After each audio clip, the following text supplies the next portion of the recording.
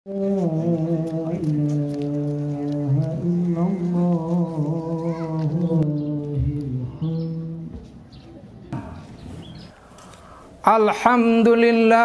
Rabbil Alamin. Alhamdulillahilladzi an'amana alaina bini'matil imani wal islam wa bini'mati hudurina fi hadhil maqam fi salatil Idil Adha. Thumma assalatu wassalamu ala nabiyil mustafa wa ala alihi wa ashabihi ahli sidqi wal wafa. Amma ba'du. Para hadirin jamaah salat Idul Adha yang kami muliakan, sebentar lagi kita akan melaksanakan salat Idul Adha yang akan diimami oleh yang terhormat Bapak Ustadz Dr. Daris Tamin MPD. Beliau adalah dosen bimbingan dan konseling pendidikan Islam di IAI Persis Garut, pembina Ma'had Tahfidz Al-Quran Cibiuk Garut, trainer Al-Barqi, metode cepat belajar membaca dan terapi kesulitan membaca Al-Quran. Kemudian tema khutbah adalah Deep Learning ala Nabi Ibrahim. Mudah-mudahan kita nanti dapat menyimaknya secara seksama. Sebelumnya saya akan mengumumkan dulu bahwa setelah sholat Id nanti akan dilakukan penyembelihan hewan kurban. Hewan kurban terdiri dari sapi sebanyak 17 ekor dan hewan kurban kambing sebanyak 39 ekor. Mudah-mudahan nanti kita bisa melaksanakan penyembelihan tepat pada waktunya. Selanjutnya, pengumuman yang terakhir adalah kepada seluruh panitia penyembelihan hewan kurban harus sudah ada di lokasi penyembelihan, yaitu di lapangan Masjid Al-Muhajirin ini tepat waktunya, yaitu pada jam 7:20 dan jam 7:15 harus sudah berkumpul di lapangan. Demikian pengumuman itu, dan saya tekankan itu yang harus dipenuhi dengan sebaik-baiknya. Selanjutnya saya persilahkan kepada yang terhormat Bapak Ustadz Daris Tamim untuk melaksanakan imam dan sekaligus khotib. Wabillahi taufiq wal hidayah. Wassalamualaikum warahmatullahi wabarakatuh. Allahu Akbar.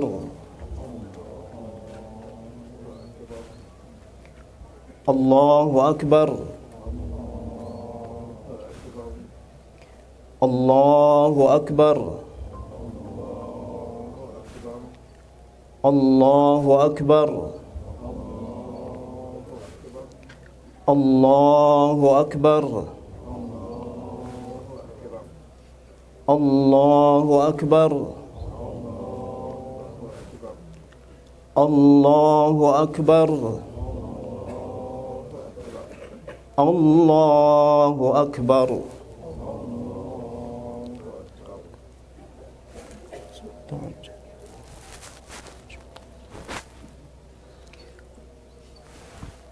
Bismillahirrahmanirrahim. Alhamdulillahi Rabbil Alamin. Ar-Rahmanir-Rahim. Maliki Yawmiddin. Iyyaka na'budu wa iyyaka nasta'in. Ihdinas siratal mustaqim. Siratal ladzina an'amta 'alaihim ghairil maghdubi 'alaihim waladdallin.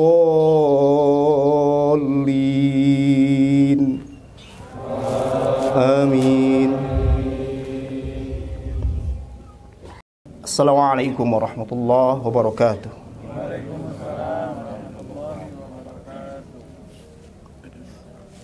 Alhamdulillah. Alhamdulillahilladzi arsala rasulahu rahmatan lil alamin wa qudwatan lil amilin wa uswatan lin nasi ajma'in. Asyhadu an la ilaha illallah wahdahu la syarika lah wa asyhadu anna Muhammadan abduhu wa rasuluhu alladzi la nabiyya ba'dah. Allahumma salli wa sallim ala nabiyyina Muhammadin wa ala alihi wa ashabihi ajma'in. Allahu akbar, Allahu akbar, Allahu akbar walillahil hamd. Hadirin jamaah rahimakumullah, puji syukur kepada Allah Subhanahu wa taala. Di pagi hari yang sejuk ini kita menikmati matahari ciptaan Allah Subhanahu wa taala. Matahari yang senantiasa taat, tunduk patuh pada perintah Allah Subhanahu wa taala. Kita bersyukur kepada Allah Subhanahu wa taala atas nikmat kita mengenal Rasulullah sallallahu alaihi wasallam.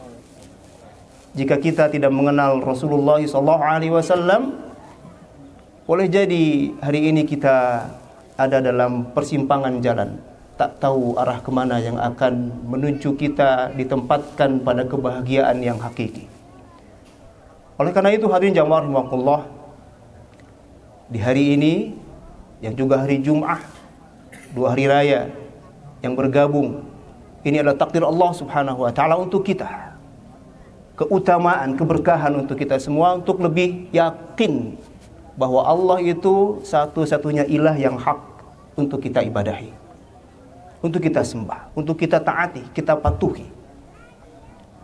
Hadirin jamaah rahimakumullah, sebelum khatib menyampaikan materi utama, khatib ingin menyeru kita semua bahwa jika hari raya bersamaan dengan hari Jumat, maka para ulama bersepakat bahwa ada rukhsah bagi mereka yang pagi harinya, para bapak, para laki-laki, para rijal, melaksanakan sholat Id, maka ada keringanan untuk tidak melaksanakan sholat Jum'ah.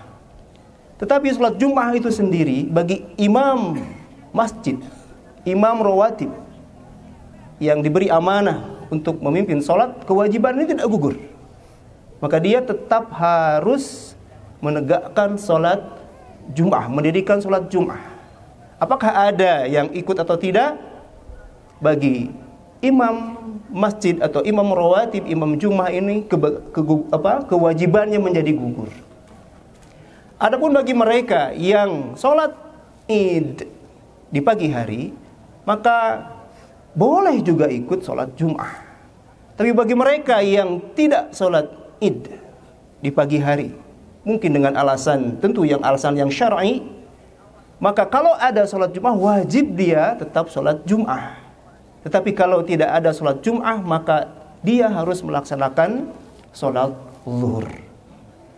Hadirin jamaah rahimakumullah, dalam perkara ini memang ada beberapa khilaf di antara para ulama, tapi paling tidak kesepakatan bahwa ada rukhsah itu tidak berbeda. Hadirin jamaah rahimakumullah, Allahu akbar walillahil hamd. Setiap Id al-Adha tiba, setiap hari berkurban itu tiba, selalu sejak 2 bulan malah para khatib selalu membicarakan tokoh yang sangat luar biasa, yaitu Nabi Ibrahim alaihissalam, Khalilullah. Hadirin jamaah rahimakumullah, hadirin harus terpacu dan terpicu rasa ingin tahu. Dan khatib pada kesempatan ini ingin mengabari bahwa di dalam Al-Quran kata Ibrahim ini unik. Disebut 68 kali dalam Al-Quran. 15 kalinya itu ada di surah Al-Baqarah. Ayat pertamanya itu ada di ayat ke-124 di surah Al-Baqarah, wa idzibtala Ibrahima rabbuhu bikalimatin fa'atammahun. Dan kata Ibrahim yang terakhir, yang ke-68, ada di surah Al-A'la yang senantiasa dibaca oleh para imam di salat Jum'ah. Fi suhufi Ibrahim wa Musa. Tidak ada yang unik, hadirin jamaah rahimakumullah. Dari 15 lafaz atau kalimat Ibrahim di surah Al-Baqarah bidunil ya, tidak ada ya-nya. Tapi dibacanya sama Ibrahim, tapi ya-nya hilang. Itu di 15 ayat di surah Al-Baqarah. Kalau kita mengikuti qiraahnya Ibnu Amir dan Ibnu Zakwan, itu membacanya dengan Ibrahim, tidak dengan Ibrahim. Lantas ada rasa ingin tahu yang memicu kita. Kenapa dalam mushaf penulisannya berbeda, tapi dibacanya sama? Nah, hadirin jamaah rahimakumullah, kita tahu bahwa surah Al-Baqarah itu adalah surah yang paling banyak menceritakan tentang Bani Israel. Bani Israel adalah sekumpulan orang keturunan dari Nabi Ibrahim alaihissalam. Dia mengaku sebagai turunan paling mulia, bahkan manusia yang paling hebat di alam dunia ini. Sehingga memang tingkahnya itu luar biasa. Kemanapun, dimanapun, selalu merepotkan manusia yang lain. Cerdas memang. Mereka mengaku menjadi manusia yang paling hebat, paling luar biasa, paling keturunannya Ibrahim alaihissalam. Dan dalam kitab-kitab terdahulu mereka itu disebut dengan Ibrahim, ada yang menyebut Abraham, ada yang menyebut Abram. Allah Subhanahu wa taala menakdirkan para ulama dan mushaf-mushaf, bahkan diyakini bahwa penulisan itu ada sejak diturunkan dari langit ke-7 sampai ke Baitul Izzah di langit dunia, penulisannya demikian. Mengapa jemaah rahimakumullah? Allah Subhanahu wa taala berkehendak agar Bani Israel itu paham dan sadar bahwa Abraham atau Ibrahim yang mereka agungkan, yang mereka akui sebagai nenek moyangnya itu adalah juga ajarannya sama dengan yang Al-Quran turun kepada Nabi terakhir yang mereka tolak untuk mengimaninya. Bahwa Abraham punya 2 anak. Dan salah satu anaknya Ismail adalah nenek moyang, kakek buyut, yang akhirnya dari sana lahir Nabi terakhir Muhammad SAW yang mereka tolak untuk mengimani risalah Nabi Muhammad SAW. Di Abraham itu kakeknya Muhammad yang kau tolak. Ini penjelasan sebagian ulama, hadirin jamaah rahimakumullah.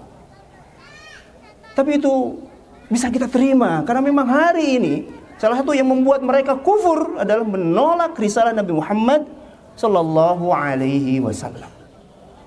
Hadirin jamaah rahimakumullah. Kalau kita menelaah berbagai literasi tentang Nabi Ibrahim, banyak sekali pelajaran yang bisa kita ambil. Dikaitkan dengan bahwa hari ini hadirin jamaah rahimakumullah, di negeri kita, di lembaga-lembaga pendidikan, baik yang formal maupun non formal maupun informal, sedang digaungkan apa yang disebut dengan deep learning. Konon deep learning ini kalau dikaitkan dengan teknologi informasi adalah konon katanya ini semacam jaringan buatan sehingga kita bisa mencari apa saja, bertanya apa saja ke yang namanya robot, bahkan bertanya Tuhan pun bisa. Segala hal dijawab oleh, kalau dulu istilah orang-orang tua ketika internet ada itu menyebutnya Mbah Google. Sekarang AI dan lain sebagainya. Robot itu menjawab. Bahkan bahayanya hari ini ketika mereka terus mendalami tanpa bimbingan, itu bisa terjebak pada mempertanyakan Tuhan. Nah, hadirin jamaah rahimakumullah. Tapi ada deep learning yang lain pengertiannya, tidak terkait dengan AI atau AI atau dunia internet. Tapi ini konsep mendalam dalam proses pembelajaran, baik di sekolah, di rumah, maupun di masyarakat.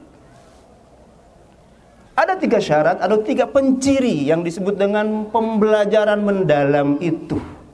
1, katanya harus bermuatan makna, meaningful learning. Yang kedua, harus menumbuhkan kesadaran kepada siswa atau murid. Saya secara pribadi lebih suka menyebut murid, karena murid ini dari bahasa Arab, dari arada yuridu iradatan, muridun. Mengapa disebut murid? Karena dia punya keinginan, punya hasad. Kalau istilah orang Garut disebut dengan boga kahayang. Murid. Kesadaran pada murid bahwa dia memang sedang belajar, berproses belajar. Dan yang ketiga, konon cirinya itu adalah harus menyenangkan. Walaupun ini debatable, apakah memang belajar harus selalu menyenangkan? Nah, hadirin jamaah rahimakumullah, kalau kita merujuk kepada ayat-ayat yang menceritakan tentang proses Nabi Ibrahim alaihissalam dari mulai kecil hingga beliau dewasa, hingga beliau menjadi seorang mertua dari seorang mantu, ada pembelajaran yang mendalam bagi kita, yang kalau disimpulkan satu kata atau satu kalimat atau satu pernyataan, bahwa semua proses pembelajaran yang disampaikan itu harus mengandung kata kunci mengenalkan Allah kepada peserta didik. Pelajaran apapun, apakah matematika, apakah IPA, apakah IPS, semua pelajaran itu harus mengandung muatan bahwa itu menjadi jembatan anak mengenal Allah Subhanahu wa taala. Ini yang dilupakan hadirin jemaah rahimakumullah. Makna-makna yang dimaksud dalam pembelajaran hari ini itu, kalau istilah orang Sunda itu hamar. Kenapa? Karena ada pada tataran duniawi saja, mengambang, tidak sampai vertikal, menancap ke bawah, akarnya kuat menuju langit ketujuh, yaitu Allah Subhanahu wa taala. Padahal ketika kita melihat matahari hari ini yang kita rasakan hangatnya, ini bisa dijadikan sebagai wahana mengenalkan Allah kepada anak-anak. Kalau kita bertanya kepada anak yang masih kecil, anak PAUD, siapa yang menciptakan matahari? Atau lihatlah matahari itu, dia selalu terbit setiap hari, disiplin. dia berbagi kehangatan, dia berbagi cahaya kepada sesama. Bahkan bukan hanya manusia, seluruh makhluk yang ada di bumi ini, dia berikan berbagi kebaikan, cahaya dan kehangatan. Kita tanya kepada anak-anak kita, adik, siapa yang mengajari matahari untuk berbagi kehangatan, taat, disiplin itu? Luar biasa. Kita bisa kenalkan kepada mereka, Allah lah yang mengajarkan kepada matahari untuk taat setiap hari terbit dari timur dan tenggelam di barat. Mau berbagi kehangatan dan cahaya. Kalau matahari saja bisa atau mau berbagi, kenapa kita tidak mau berbagi? Kalau matahari saja disiplin taat kepada penciptanya, mengapa kita manusia tidak mau taat kepada Allah Subhanahu wa taala? Hal-hal yang seperti ini hadirin jamaah rahimakumullah. Apapun materinya, kalau di sini ada guru atau kita pun orang tua, hakikatnya adalah guru. Setiap materi interaksi kita dengan anak-anak, jangan sampai kosong dari ujungnya adalah mengenalkan Allah Subhanahu wa taala, menguatkan iman tauhid kepada mereka dengan apa? Mengembangkan, menguatkan potensi akal sehat dan nurani. Karena itulah yang dilakukan oleh Nabi Ibrahim alaihissalam. Mengapa Nabi Ibrahim alaihissalam kemudian menghancurkan berhala-berhala itu? Mengapa Nabi Ibrahim alaihissalam dalam Al-Quran disebutkan di akhir di surah Al-Baqarah, di kata terakhir di surah Al-Baqarah, mencari Tuhan. Siapa yang menciptakan bumi ini? Pencarian itu kenapa? Akal sehat dan nuraninya dikembangkan atau berjalan atau optimal. Nah, hadirin jamaah rahimakumullah, pembelajaran yang mendalam ini, kalau kita mau sampai pada titik Allah Subhanahu wa taala, harus memenuhi paling tidak 3 hal. Pertama, Nabi Ibrahim alaihissalam itu disebut oleh Allah Subhanahu wa taala imam. Mengapa imam yang disebut sebagai konsep kepemimpinan? Karena hadirin jamaah rahimakumullah, kata imam ini berakar pada 2 kata atau derivasinya sama dengan 2 kata. Satu, amam. Amam itu artinya di depan. Maka kita sebagai orang tua dan juga pendidik, orang tua di rumah, pendidik di sekolah, atau sesepuh di masyarakat, hakikatnya guru, hakikatnya pendidik, dia harus terdepan dalam kebaikan. Imam ditempatkan di depan karena dia terdepan dalam segala kebaikan dan keutamaan. Maka kita di rumah dan di masyarakat, juga di sekolah, harus terdepan dalam kebaikan. Anak-anak kita butuh uswah, butuh contoh, butuh teladan, butuh model yang nyata dilihat dalam segala kebaikan. Konsepnya adalah imam. Kedua, kata imam ini berakar kata pada itu ibu. Modal besar seorang ibu adalah kasih sayang.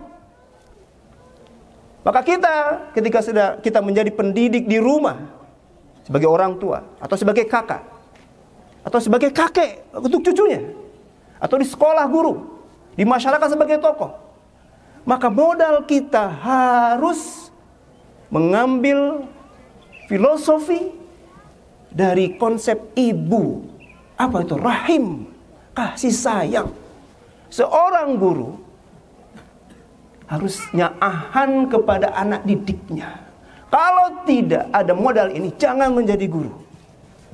Di surah Ar-Rahman, Allah Subhanahu wa taala memulai kata di surah Ar-Rahman itu, memulai kata 'allama itu dengan Ar-Rahman. Ar-Rahman 'allamal Qur'an, khalaqal insan, 'allamahul bayan. 'Allama, khalaqa, 'allama. Di sana ada konsep pendidikan dan pengasuhan. Mengapa dimulai dengan kata Ar-Rahman? Karena modal menjadi orang tua itu adalah kasih sayang yang terhubung dengan kasih sayangnya Allah Subhanahu wa taala.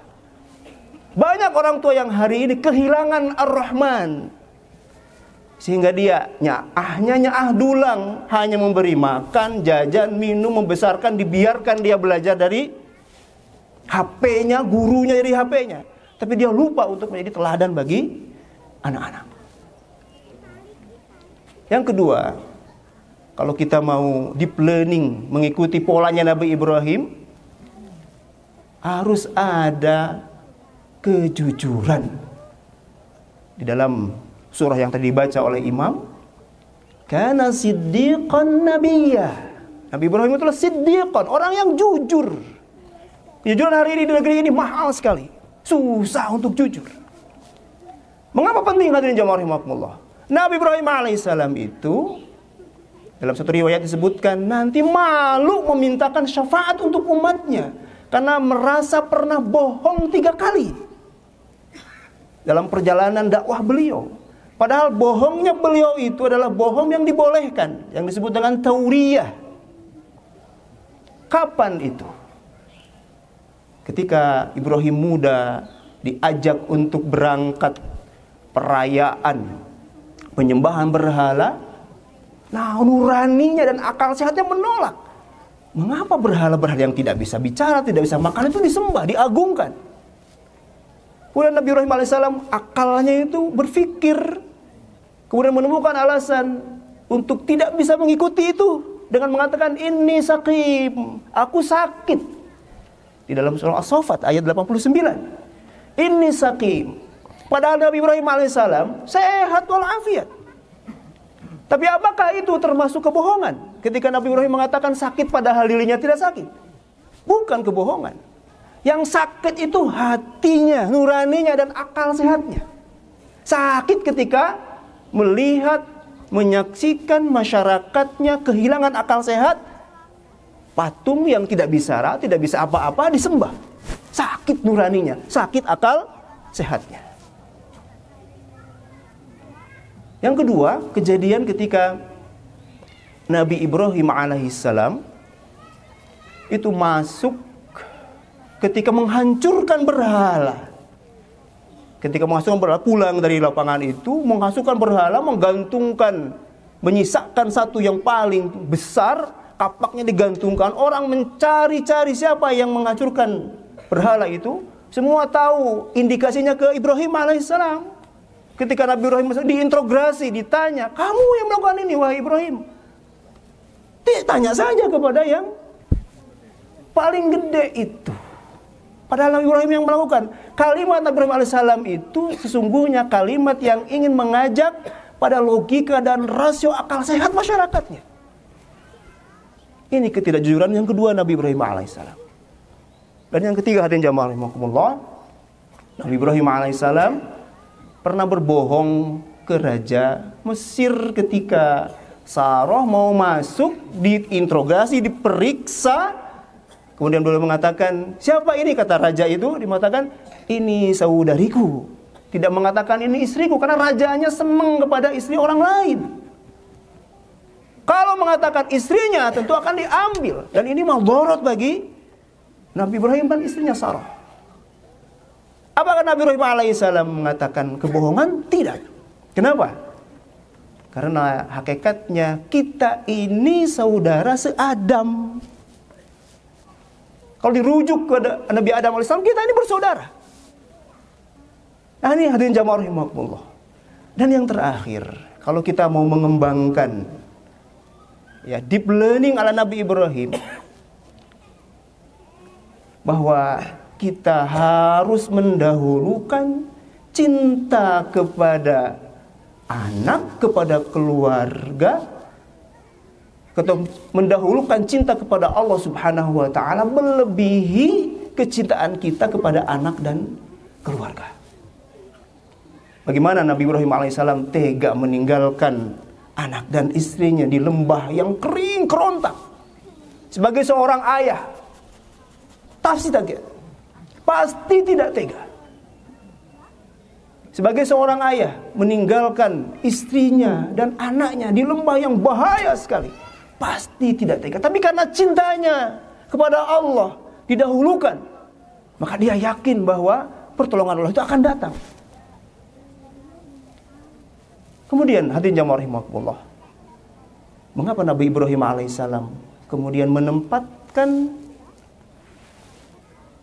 pisau, menempatkan kepala anaknya yang dicintai untuk disembelih. Mengapa tega seperti itu? Karena cintanya kepada Allah melebihi cintanya kepada anak dan keluarganya.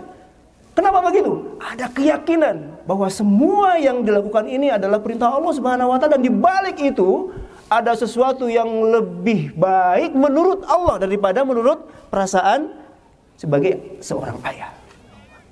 Hadirin jamaah rahimakumullah. Jadi kalau kita mau melakukan pembelajaran yang disebutkan deep learning, paling tidak 3 hal itu harus kita renungi dan kita dalami dalam kehidupan sehari-hari dan dipraktekkan.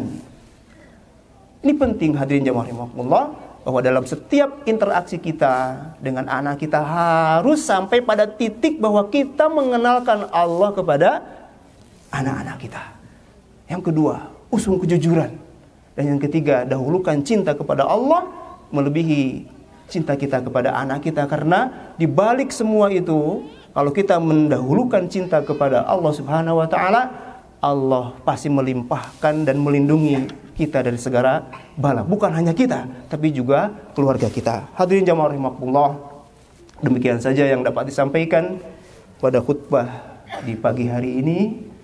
Mudah-mudahan segala amal soleh kita, salat Id kita, saum Arafah kita kemarin, juga ibadah kurban yang sebentar lagi kita akan laksanakan di hari ini atau mungkin besok atau mungkin selama tasyrik, diterima oleh Allah Subhanahu wa taala. Allahumma shalli ala Muhammad wa ala ali Muhammad.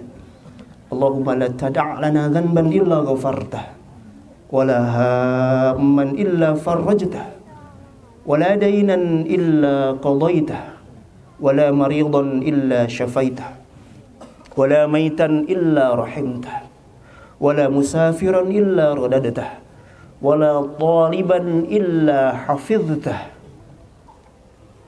wa la hajatan min hawaiji dunya wal akhirah illa qadaitaha ya arhamar rahimin. Ya Allah, jangan biarkan orang-orang yang berdosa di antara kami kecuali Engkau ampuni dosanya. Jangan biarkan orang-orang yang sedang bingung di antara kami kecuali Engkau angkat kebingungannya. Jangan biarkan orang-orang yang sedang punya hutang di antara kami kecuali Engkau lunasi hutangnya. Jangan biarkan orang-orang yang sedang sakit di antara kami kecuali Engkau sembuhkan penyakitnya. Jangan biarkan orang-orang yang telah mendahului kami, meninggalkan kami, berilah cahaya di alam kuburnya. Jangan biarkan orang-orang yang sedang bepergian di antara kami kecuali Kau kembalikan kepada keluarganya dengan selamat. Jangan biarkan orang-orang yang sedang mencari ilmu di antara kami kecuali Kau hantarkan pada cita-citanya. Jangan biarkan orang-orang yang tersihir di antara kami kecuali Engkau batalkan sihirnya. Jangan biarkan orang-orang yang melakukan sihir di sekitar kami kecuali Engkau batalkan sihirnya. Dan jangan biarkan orang-orang yang punya hajat, punya keinginan, punya rencana kecuali Engkau wujudkan apa yang direncanakannya. Allahumma a'tiq riqabana wa riqaba abaina wa ummahatina wa azwajina wa dhurriyyatina minan nar. Allahumma ighfir lana wa liwalidayna warhamhuma kama rabbawna shighara. Allahumma taqabbal minna du'ana. Allahumma taqabbal minna salatana. Allahumma taqabbal minna min sairi a'malina. Allahumma rabbana atina fid dunya hasanah wa fil akhirati hasanah wa qina adzabannar. Wa akhiru da'wana alhamdulillahi rabbil alamin. Assalamualaikum warahmatullahi wabarakatuh.